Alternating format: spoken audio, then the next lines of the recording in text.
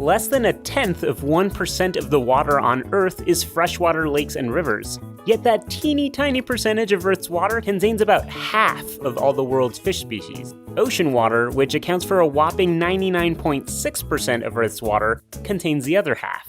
You might think the vast ocean has comparatively few species because a lot of it is pretty empty, which it is. Lots of the ocean is too hot or cold or dark or nutrient poor for much to live there. But even if you ignore all the mostly uninhabited ocean water, there's still over 1,000 times more habitable ocean water than freshwater available. In fact, there are far more individual fish in the ocean than in lakes and rivers, but not more species. So why does freshwater have comparatively so many species of fish? Scientists have dubbed this the Freshwater Paradox. For a long time, the top candidate for a solution was the fact that isolation leads to new species.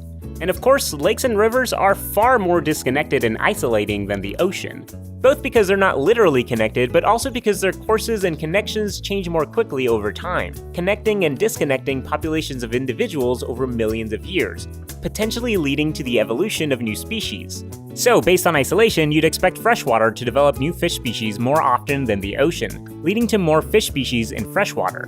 But a recent study found that both rivers and the ocean develop new species at similar rates, bursting the bubble on the idea that isolation alone is the answer to the paradox. And isolation isn't the only thing that can lead to new species. So can competition, weird mating rituals, a variety of ecological niches, and a stable environment.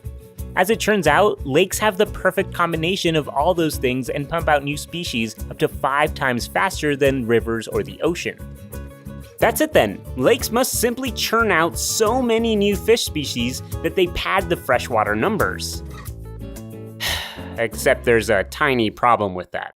Even though new species arise more quickly in lakes, the current total number of species in lakes isn't that high. There are way more fish species in rivers. The explanation of the freshwater paradox, then, may lie with something else: extinctions.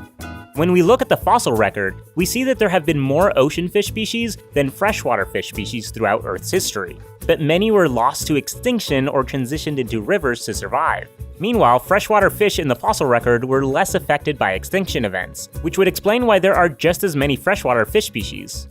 Except, as always, it's complicated. Fossils form more easily on the soft, undisturbed ocean floor than busy places like rivers.